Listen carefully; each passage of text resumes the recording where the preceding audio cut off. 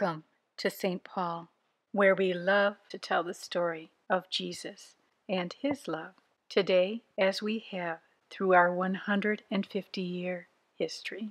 Founding members were very mindful of choosing the name St. Paul. They wanted this church and its members, like the Apostle Paul, to proclaim the good news of the gospel near and far, filled mostly with wonderful moments and a few that we could have done better. This anniversary video shares both and offers context of events and music of each era. So let's begin by walking back in time 150 years.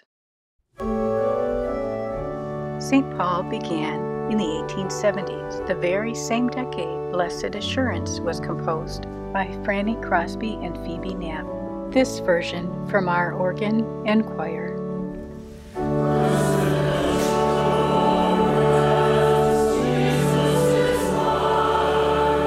Also in the 1870s, the Impressionist art style was at its peak. Yet, Europe of the 1870s may not have been as pleasant for all. European wars and economic strife in Europe caused many to immigrate here in the 1870s. Massive immigration from traditionally Lutheran countries had started, and between 1840 and 1875 alone, 58 Lutheran synods were formed in the U.S., brought by the promise of better economic and political environments in a rapidly developing, improving new world. For instance, the railroad likely brought to a close the Pony Express. You could call these harsh times when the job application says risk of death daily. The United States had seen its own strife. The Civil War had just ended. Michigan attained statehood not long before. Our Sulaks had recently been built, better enabling commerce on our Great Lakes. Half of Detroit's 80,000 residents were immigrants from another country, and its new citizens were industrious, inventing burners in 1866 and beginning the business Sanders Confections in 1875. Both Dearbornville and Dearborn Village in 1870 were very sparsely populated, with 530 residents in the 1870 census. The village was primarily farmland, with a few businesses and a weapons storage arsenal, which closed by 1875. Church service offerings for Lutherans in Dearborn were limited to historic Trinity in Detroit. A little closer, at 17th and Pine, was Emmanuel Lutheran. Both options meant a lengthy carriage ride into town, so some Lutheran people living in the community at the time attended an evangelical church at Mason and Monroe that is today a Methodist church. In the 1870s, this church held its services in German, so community members thought it was Lutheran. However, the pastor there did not wear a robe. Immigrants were accustomed to the robe and offered to provide one, and it was then that they learned that the church was not Lutheran. So a group of 23 of those families, most with farms in Dearborn, Taylor, and Romulus, some with small businesses, began discussing the possibility of forming a church in Dearborn. Names are documented for 8 of the 23 original families. We'll unravel the mystery of why only 8 of the 23 in a little bit. What we do know is that 23 families consulted the Reverend Conrad Mull, who was Trinity Lutheran's pastor. Recognizing the possibilities for a Lutheran church in Dearborn, he consented to hold services every other Sunday afternoon in a little red schoolhouse called Dort in Dearborn's District 5. And so, in very simple beginnings, on August 22nd, 1870, St. Paul Evangelical Lutheran Church in Dearborn began. This Dort schoolhouse, where the first services took place, isn't very far from our current location, situated along the Rouge River on the south side of Michigan Avenue, opposite the first toll gate between Dearborn and Springwells for the Detroit, Chicago, military highway in the vicinity of the present entrance to Henry Ford's estate. St. Paul's services were not held in this schoolhouse for very long. On August 29th of 1870, the congregation purchased Lot 3 and a part of Lot 4 between Beach and Snow near Monroe for $330 from Mr. and Mrs. Edward Howard. Edward was at the time the Postmaster General, so it was after acquiring the land. In 1871, the small congregation decided to build a frame church. As most members were farmers and had newly moved here to develop land, these farmers donated the rough timber for the church from woodlots on their farms near Dearborn, specifically the William Lowe and Reckland farms. The Reckland farm was in the very northeast corner of Taylor. It was Dorothea and Ludwig Reckland's farm. The Recklands are ancestors of both the Volt and Shaw families. St. Paul's wood frame church was hand-built by its own members. Those shown here and others helped fell the trees, saw the lumber, and built the first church. The timbers were hauled out of the woods in the winter when the farmers had time, and many hours of volunteer labor were put into building the church during the spring and summer months. Other members contributed a total of $1,800 to make the construction possible. This first St. Paul church faced Beach Street and measured 36 by 46 feet, seating up to 250 people. All services were conducted in German, and by the late 1870s, there must have been more than one service each Sunday because there were more than 450 communicants per week on average. And the church sustained itself by pew rents. A school attached to the back of the church was also begun in 1871 and had an average attendance of 50. The pastor taught during the winter months German reading and writing, Bible history, and catechism. In 1871, Pastor Marcus Holbrook arrived and Sunday school began, as did a Christmas pageant held on Christmas Eve. The church council bought the tree, and in the spring, on Children's Day, another program was performed. Since the church records begin with the year 1871, it's evident that no records were kept during the first year of existence. However, records also indicate a baptism in 1869. You'll notice quite a ramp-up in the number of sacraments performed between the beginning and 1873 that drop off as pastors transition. Pastor Bernard Lang arrived in August of 1874. As a throat ailment left Pastor Marcus Halboth unable to preach. Soon after, the building of a parsonage began, bringing us to our next decade. In the 1880s, Karl Bobert composed How Great Thou Art. The Eiffel Tower opened. Edison began to commercialize electricity. The Statue of Liberty was dedicated. Lumber mining was one of Michigan's primary industries. Downtown Detroit was a bustling place. And here at St. Paul, Pastor Lang played the organ, in addition to leading the service and teaching school. The organ was donated by the Heberstreet family. The Heberstreets farmed here in Dearborn. On August 21st, 1881, St. Paul moved from Missouri Synod to Ohio Synod, the primary difference being alcohol consumption. This change also resulted in a split of the congregation, resulting in the formation of Emmanuel Lutheran. The separation included court proceedings, which cost $174. The toll taken on family and friends' relationships, no doubt much greater. The court ruled that the church building and property were to remain with the members who stayed. The proceedings resulted in the need for a formal reorganization of the church, attended by the Reverend Rowe of Detroit and a notary public, John Farland, from Dearborn.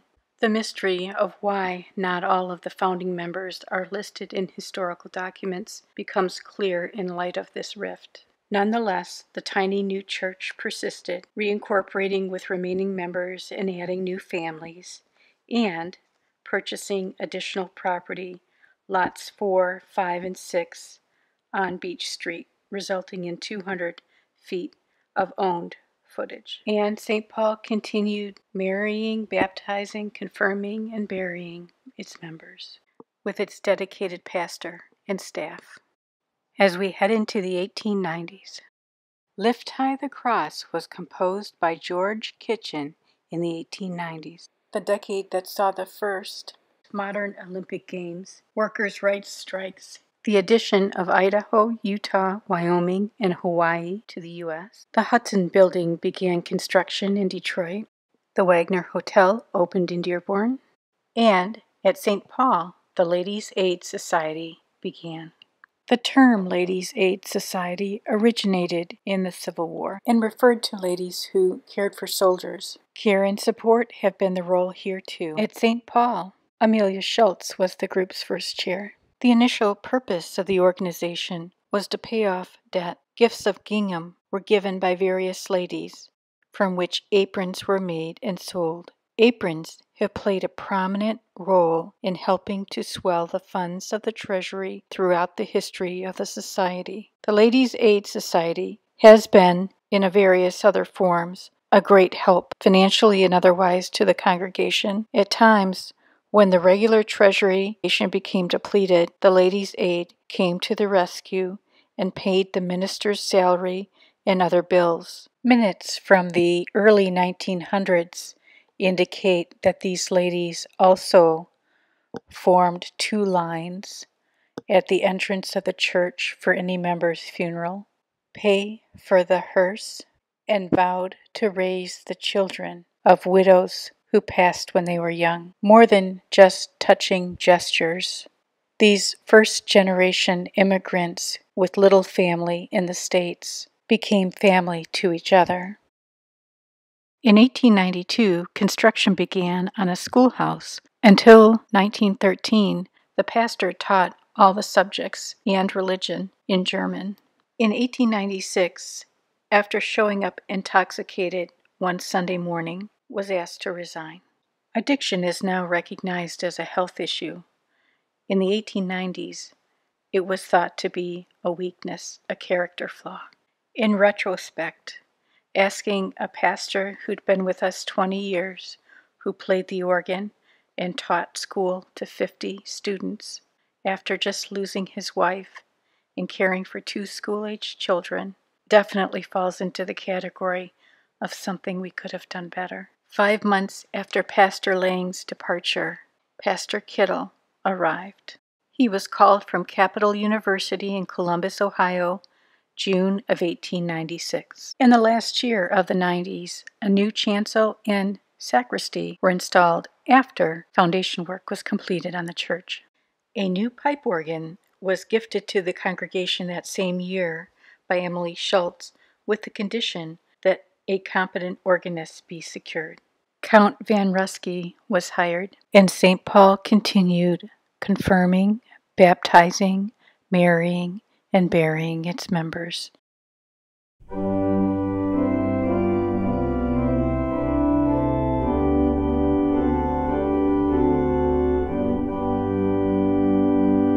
In the 1900s, Henry Van Dyke added poetic lyrics to Beethoven's Ode to Joy. The Wright brothers took flight. Panama Canal construction began. Einstein published his theory of relativity. California experienced a devastating earthquake. Ford began production at Mack Avenue. The Belle Isle Conservatory opened. The Tigers began playing, and a day out in downtown Dearborn looked like this.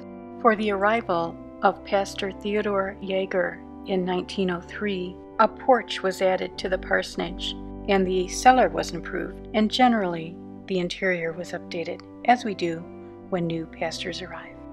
Here at St. Paul, a new steeple and roof were added to the church, as was a new bell. This bell, purchased by the Ladies' Aid Society, was moved to the new stone church in the 20s and still calls our members to worship today.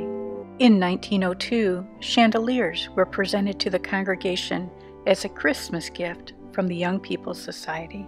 In 1902, Reverend Kittle organized the Luther League, the organization for young people in the church. Church report minutes from that year indicate that the primary purpose was to, quote, keep young people close to the bosom of the Master and to foster a friendly spirit among them.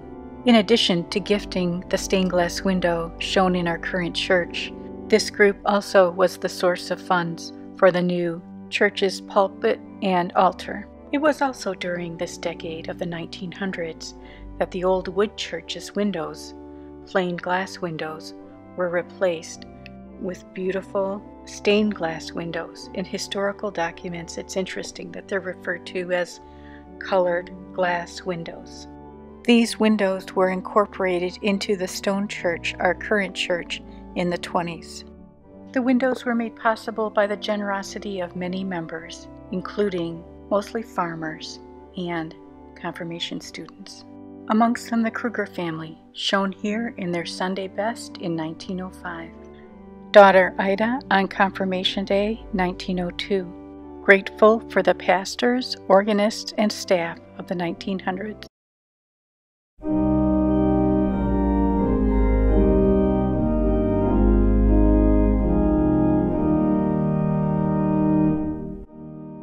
The classic Celtic or Irish hymn, Be Thou My Vision, was converted to English and simplified during this era. The largest events in the 1910s was World War I.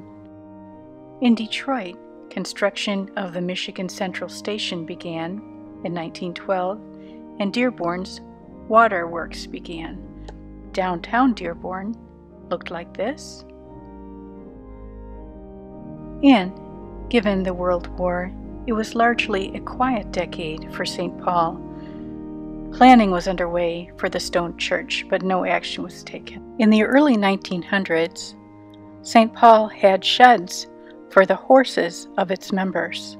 You can see it in the background of these pictures of the Olds family. In this picture, behind the sheds, you can see the church steeple. Another photo of the era is of a church picnic in 1912.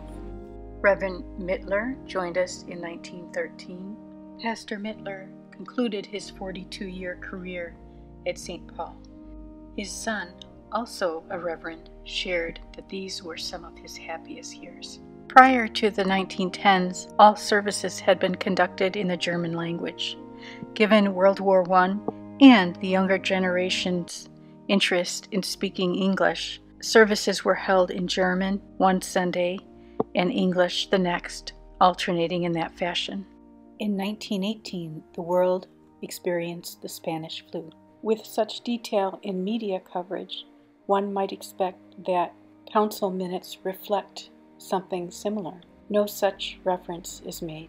What is, however, documented is a resolution to form a committee to visit those who don't feel well.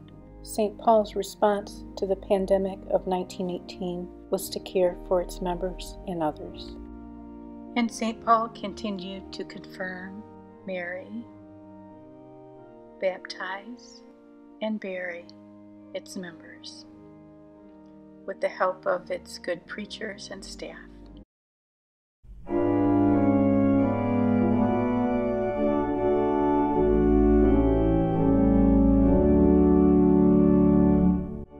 Great is Thy Faithfulness was penned by these gents in 1923. The relative calm and quietness of the 1910s gave way to the roaring 20s. Here, the popular dance craze, the Charleston, is shown. Women received the vote in 1920. Prohibition of alcohol lasted the next 13 years in the United States. The success of the assembly line and vehicle sales brought great wealth to the Detroit region. The Ambassador Bridge opened. Detroit's Art Deco Fisher Building was constructed in 1927. The arts flourished with a new home for the Detroit Institute of Arts. The DSO, Detroit Symphony Orchestra, began and claimed a home in Orchestra Hall, beautiful Orchestra Hall. The Detroit Opera House and Fox Theater were also opened during this decade, and the St. Paul congregation had plans of its own to create a new stone church. Designed by Frederick Speyer, German-born, New York-trained, Detroit-centered architect. An architect of many buildings in southeast Michigan and Ontario, perhaps most known for churches. Aided by the talented craftspeople at Detroit Stained Glass Works. And once again, members helped construct the new church. Here at the groundbreaking, in this picture, you can see that the basement is dug out right next to the old church. Members' horses were used to help with the digging. Members also built the foundation. St. Paul members continue to be value-conscious and industrious. Here's images of the town in the 1920s, Monroe Street, and the fire department. Back at St. Paul, a large 50th anniversary Jubilee celebration was held in 1921. The congregation welcomed Detroit native Reverend Walter Fritz in 1924.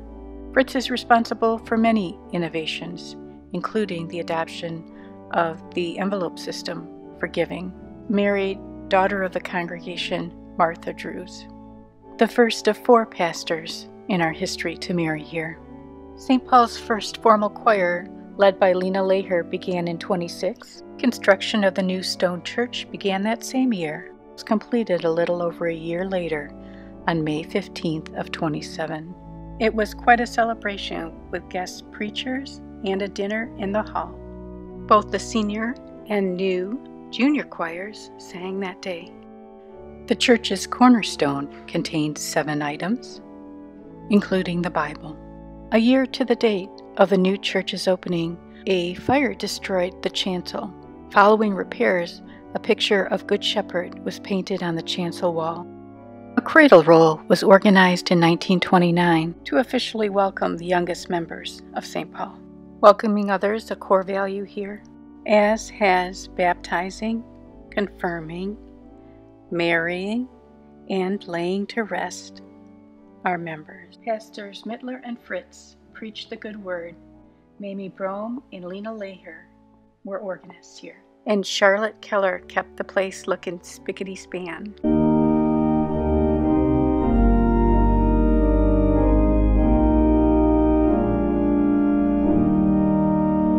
This arrangement of the ancient German tune Beautiful Savior was done by Darren Wolfert in 1936.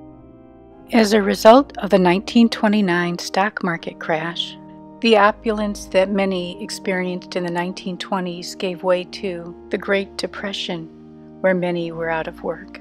By 1933, 25% of the population was unemployed.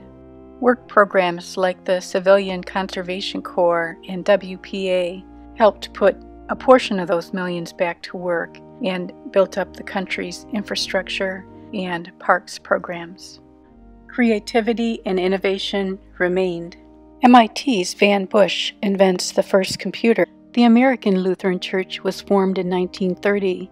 In the 30s, Detroit had the distinction of having its baseball, football, and hockey teams all be league champions. The city of Dearborn had its own auto show. Greenville Village opened in 1933, accompanying the museum, which opened in 29. When the town and the front of the church looked like this.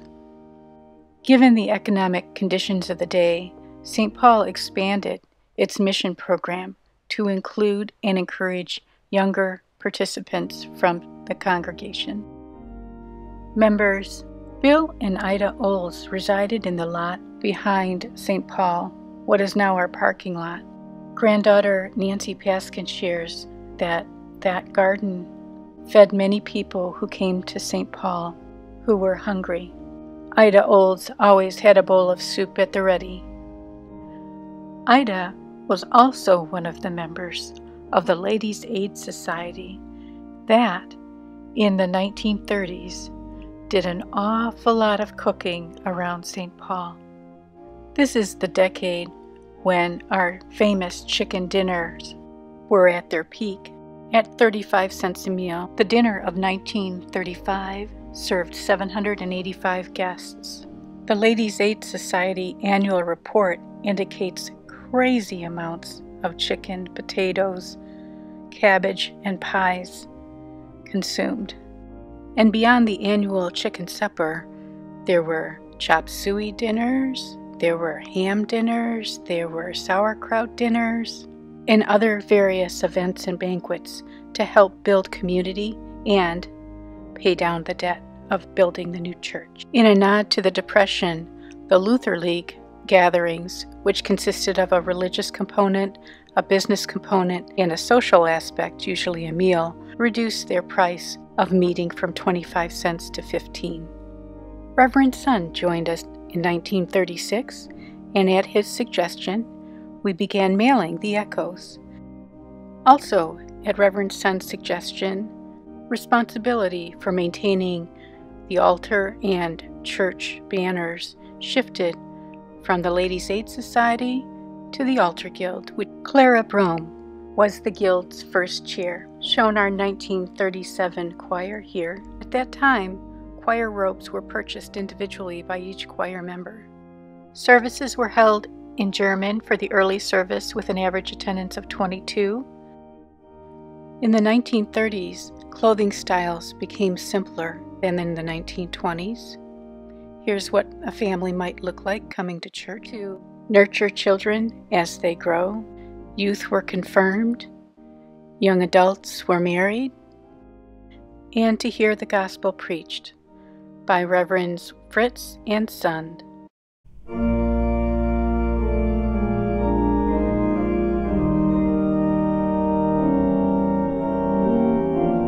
The African American gospel hymn, Just a Closer Walk with Thee, was first formally published in 1940. Of course, the largest event on the world stage in the 1940s was World War II.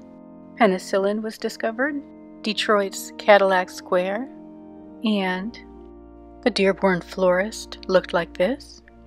Dearborn's Levengood Park was dedicated in 1949. During the 1940s, St. Paul sent many of its young men off to war. About 100 are listed here, including Ralph Olds, shown with his family. And while the quilters had been gathering since nearly the beginning of St. Paul, many beautiful, unique quilts have been created, gathered around, all helping to complete a beautiful quilt sure to be cherished by the family that it would be going home to.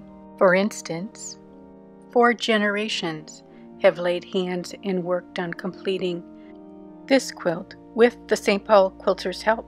Founding member Joanna Kruger, her daughter Ida, her granddaughter Ruth, and great-granddaughter Nancy. The quilt itself is lovely. The story is powerful.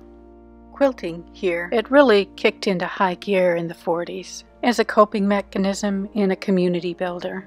The quilters have been a valued group at St. Paul, and it remains so till this day.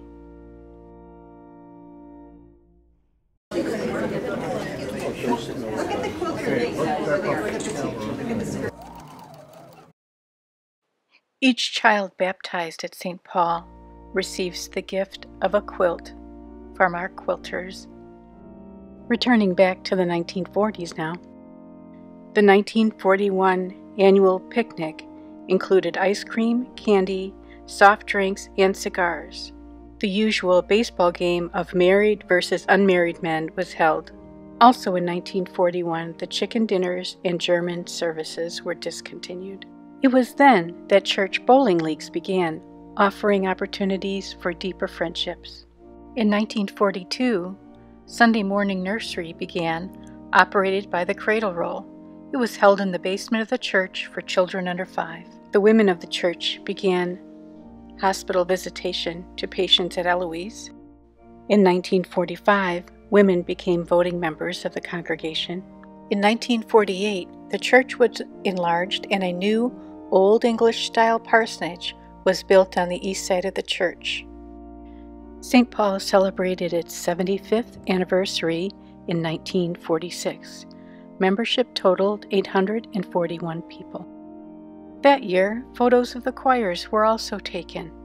It was the custom of the choirs to recess after every Sunday service, arm in arm, to the hymn, Jerusalem the Golden. Members supported babies being baptized, children being confirmed, members marrying. You'll notice some military uniforms in wedding pictures of the 40s. And of course, folks came to hear the good word read by pastors, and our very first vicar, Irene Weiser, joined us this decade and served as both organist and secretary for more than 20 years.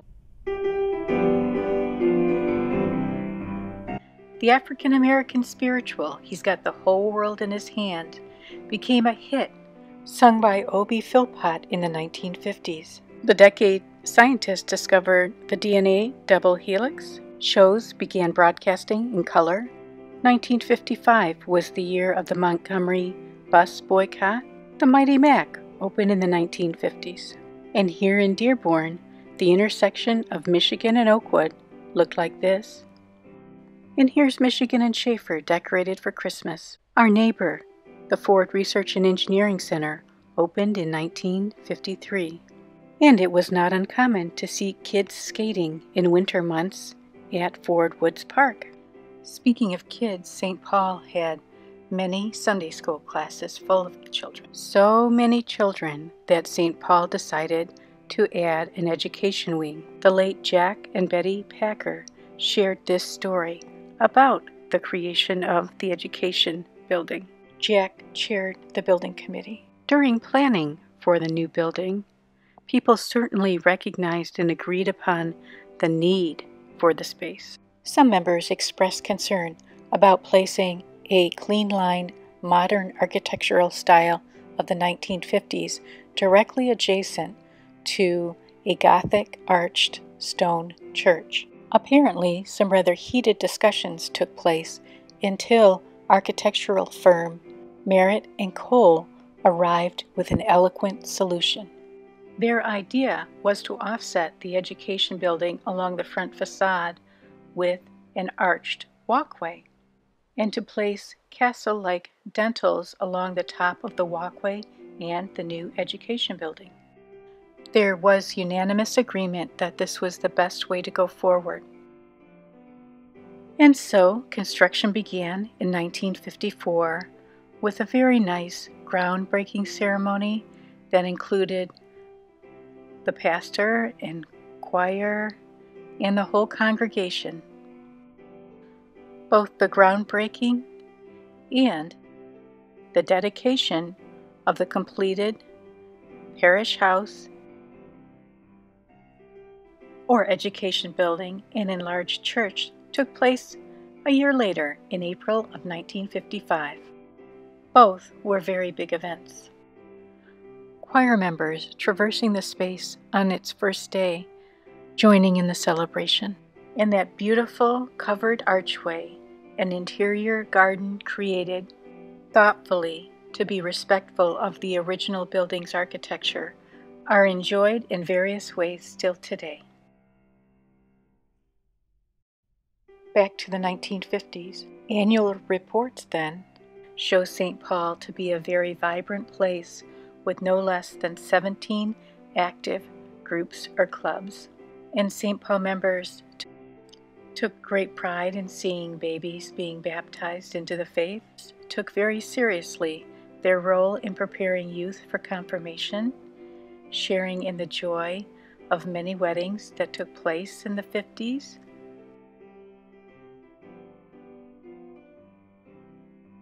and listened attentively to Pastor's son and new associate, Pastor Grandal. The well-known St. Francis prose, "Make Me a Channel of Your Peace," became a prominent hymn when set to melody 1967 by South African songwriter Sebastian Temple. Epic things happened in the 60s. The moon landing in 69. The Beatles landed in the States. Vietnam. Woodstock. The 60s are remembered for the civil rights movement, including Detroit's July 1967 uprising. And here locally, the Ford Rotunda burned in 1962. The world's largest tire found a home in Allen Park. Dearborn's buildings and vehicles on Michigan Avenue look like this. Space travel excitement. Santa arrived on this sleigh. The classic Ford Mustang began production. The Motown record label put Detroit on the map with many talented artists. And here at St. Paul, our membership continued to grow. Here's our quilters out 1961 visiting the Kellogg factory.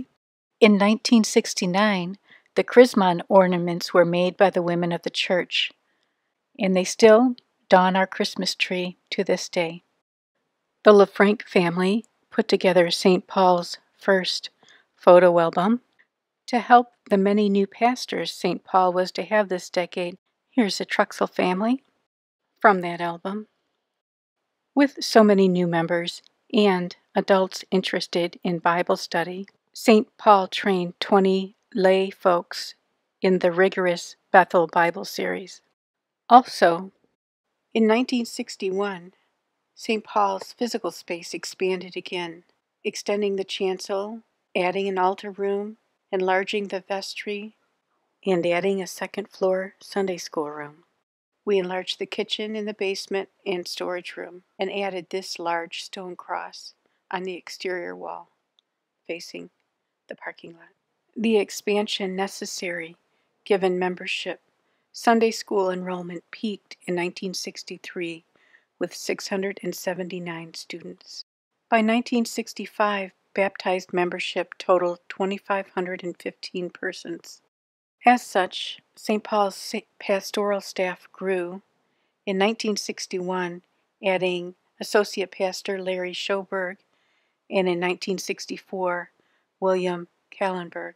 Associate Pastor Richard Hoffman joined in 1965, and upon Pastor Sun's retirement, Pastor Norman Schellhase joined as senior pastor in 1967. In the 1960s, as today, during baptism, congregants promised to pray for the child being baptized and to nurture that child and to be an example of God's love. Kevin Hoffman, son of Pastor Hoffman, was baptized here in the 60s by Associate Pastor Kallenberg when the senior pastor refused. A vivid example of something we most definitely should have done better. We pray for a more just world, and beyond prayer, we work to make it so. We pray for new confirmands, and we celebrate with those wed. We come to church to hear the good word and to listen to the lovely music provided by our organists, music directors, and choirs, as we strive to be better channels of God's peace and justice. In 1976, Michael Jonkis wrote the popular hymn, Eagle's Wings. War protest marches took place in Washington, D.C. Disney World opened. There was a gasoline shortage from an oil embargo. Nixon resigns the presidency. The Concorde broke the sound barrier and cut the time to Europe in half. Steve Jobs introduced the Apple computer. Mother Teresa won the Nobel Peace Prize. Detroit's Renaissance Center opened. Dearborn's Michigan Avenue and the cars that traversed it looked like this. And here at St. Paul, the congregation observed its 100th anniversary with special services and programs throughout the year. In 1970, Monday evening services were held for members who were out of town over the weekend during the summers. For the first time ever, 2 ladies were elected to serve on the church council, Evelyn Otten and Shirley Neiman. In 1973, Richard Knaus accepted the call as our associate pastor. Chuck Hurd joined St. Paul as the music director of not 1, not 2, not 3, but 4 choirs. Choir size was at its peak in the 70s. An organ fund was established in the early 70s to help with maintaining. On Christmas Eve at St. Paul, the choirs would perform at many services. So the choir members were at church all day long. So the Knaus family began a tradition of meals for the choir members set up in the hall. For some, if not all, this crock-pot dinner was Christmas dinner, and the choir was their family. In the summer of 1975, renovation of the church and chapel took place. Paneling was put in the front of the nave and in the chapel, and new divider doors were installed. In 1977, the 50th anniversary of the church building was celebrated. A new committee system of the church council was established, and a three-fund single envelope was adopted. Also in 1977, an endowment fund was established. In 1979, the congregation sponsored the Hunya family from Vietnam. Partners in Education Scholarship Fund was established to help students from St. Paul attending Capital University. The bringing together of members for fellowship was the main reason for the sports program at St. Paul. Our congregation has sponsored 4 sports over the years: bowling, basketball, softball, and golf. The annual golf outing remains to this day. And in the 1970s, the members of St. Paul gathered to baptize their children, celebrate communion, encourage their confirmands,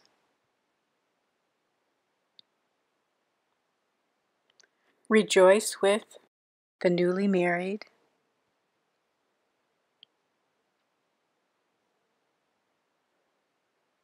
mourn the loss of loved ones, and hear the good word preached. The tune "Here I Am, Lord" was composed by Dan Schutte in '81. The '80s were also the decade that the Berlin Wall came down. In '88, we joined the newly formed ELCA. Cell phones were introduced. Hudson's closed its 25-story building downtown. The Tigers won the World Series in '84. And Suzanne Serini became Dearborn's first Arab American council member. And hanging out in Dearborn's Fairlane Mall was a popular thing to do. St. Paul celebrates again, this time the 25th anniversary of our education building. A new organ council was installed and dedicated. Children's sermons began, as did our Advent teas. Originally, they were Advent teas by candlelight held in the evening. Now they're held in the afternoon.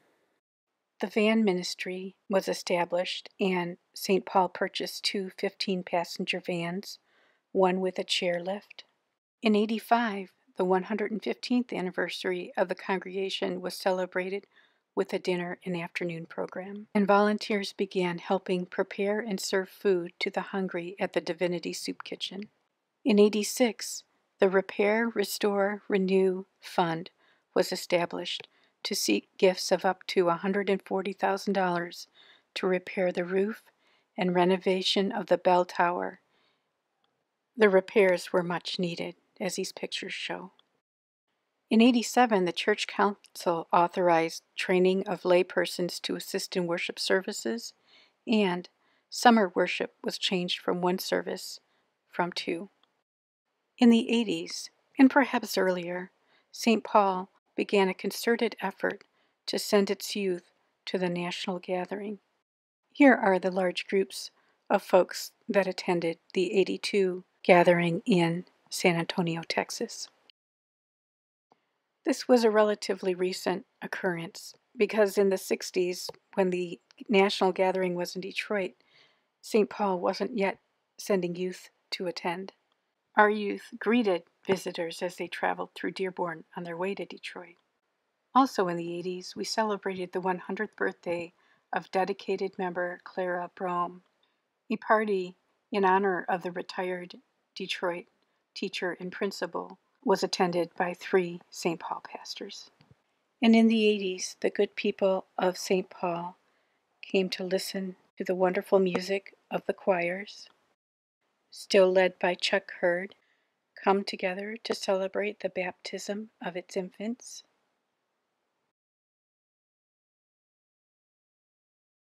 Support its confirmands. Celebrate its newlyweds.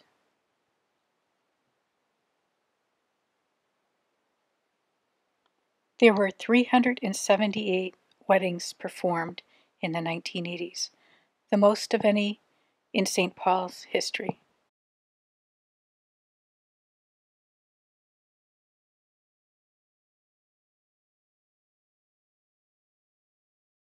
And came to hear the good word preached.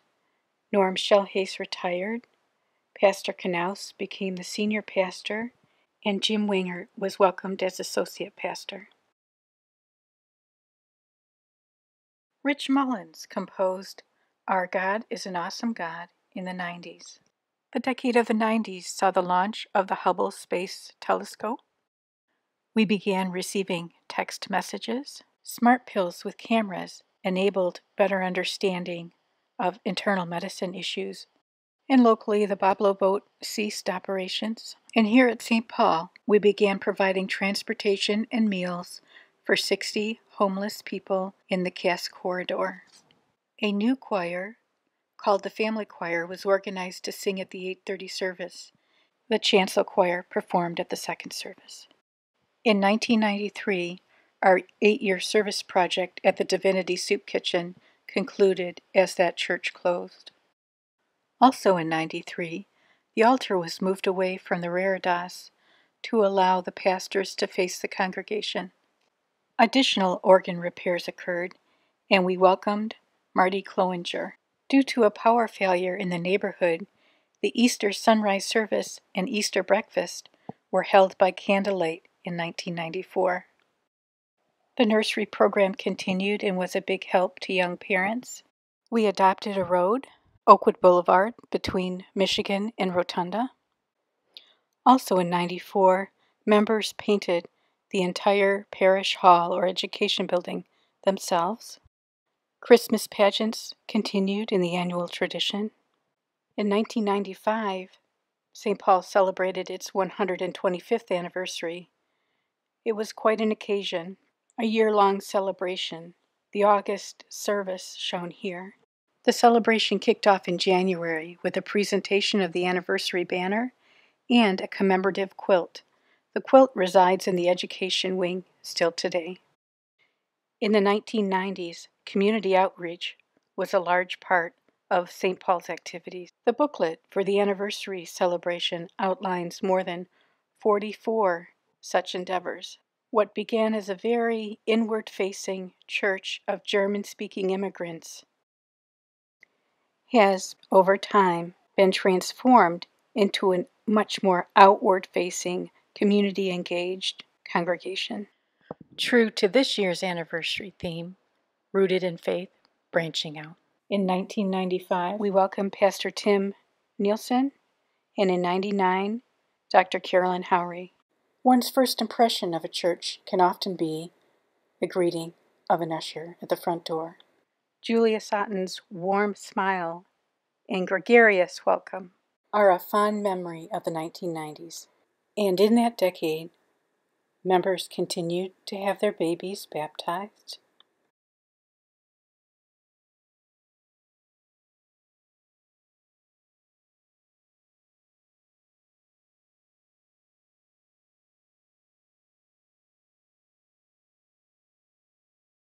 We prayed for the confirmands. We celebrated the newlywed.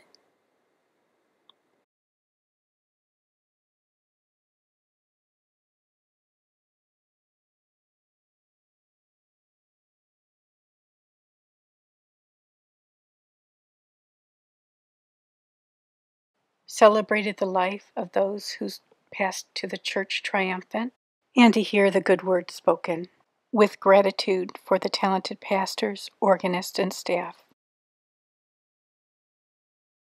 In this decade, the Human Genome Project was completed. The September 11th attack, Hurricanes Katrina and Rita occurred, And locally, the Rouge Factory tours resumed, the opening of the Arab American Museum, and here at St. Paul, Dale Trescott joined us as interim pastor in 2000, and Reverend Marvin Corman in 2001. We continued the tradition of Easter breakfasts to enable sending our youth to national gatherings and to local camps like Stony Lake. Members enjoyed progressive dinners during the holidays, and with great joy celebrated the ordination of Reverend Ronnie Abdelmas. In 2002, our memorial garden was completed. It's a lovely place to sit, pray, contemplate. The cross inlaid into the stone walkway is visible in this aerial view. Perhaps the largest change at St. Paul during the 2000s was the significant expansion of the music offerings, theater programs for the kids, where they had opportunities to also try out different types of instruments. And Epiphany Opera was a joint effort with Christ Episcopal Church. The handbell choir began in 2003 with generous donations from congregation members.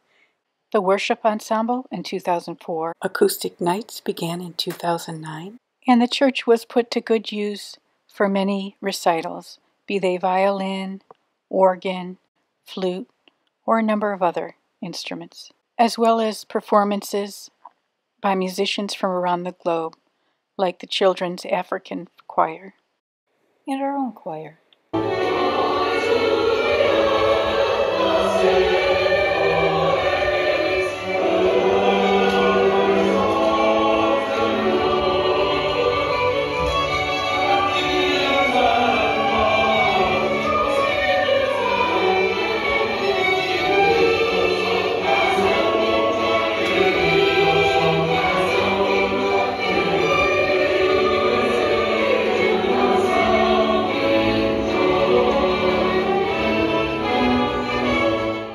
And the good people of St. Paul came to church to have their babies baptized, to pray for the confirmands,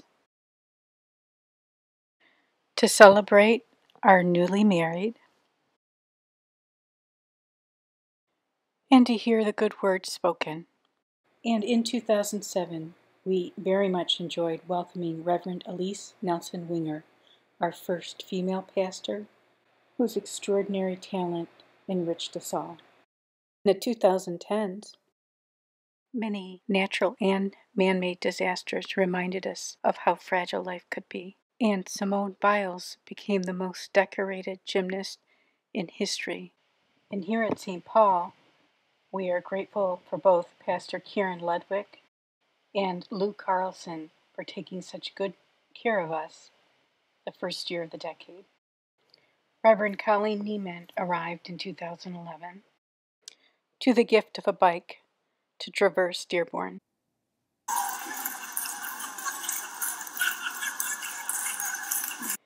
We built homes for Habitat for Humanity, prepared Easter morning breakfasts, celebrated the ordination of Elizabeth Bacallier Friedman, continued innovative music offerings like My First Music Lesson, enjoyed the dulcet tones of Detroit Lutheran singers in 2017, the Gratitude Steel Drum Band in 2008, and Henry Ford Community College winter holiday concerts.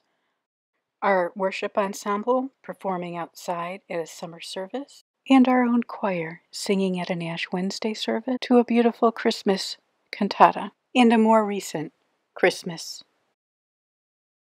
And so, when the head usher rings the bell, the good people of St. Paul come to church to baptize their babies, pray for and help guide the confirmands, celebrate the newlywed,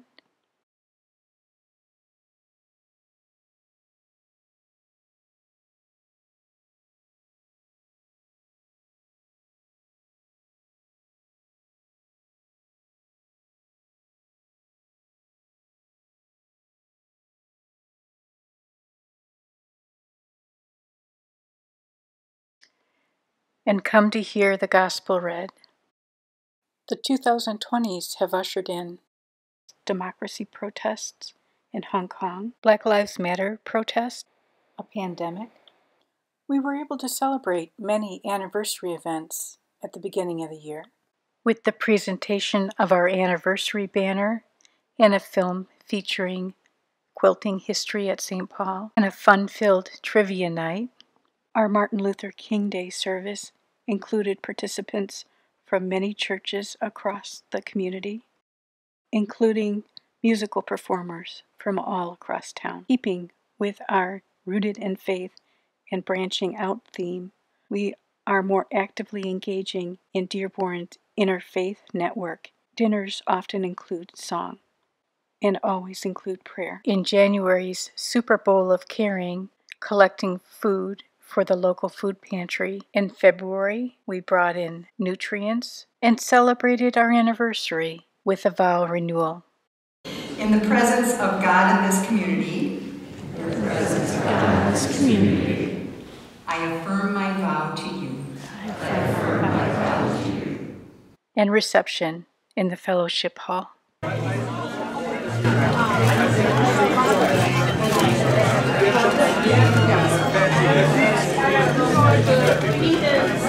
We painted the Samaritas Center, a family shelter, and then in March transitioned from in-person services to streamed offerings and summer services on the lawn. Community ministry work continued, such as water deliveries to Flint and blessings in a backpack. We congratulated Carolyn Howry on her retirement and welcomed the talented Wesley Reynoso. And this year we welcome Ben Adams as we kick off the long-planned campus ministry, as we've recently restarted in-person service and our beloved coffee hours. We welcome you to join us any Sunday as we celebrate baptism,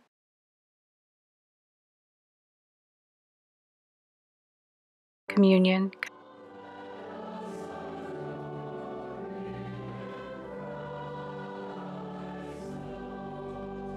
confirmation, and weddings. And hear the good news from our dedicated, talented team. We're grateful for all the many solid leaders we've had over the past 150 years, and grateful for the chance to develop leaders, because throughout the entire history of St. Paul and Dearborn, God's work, our hands,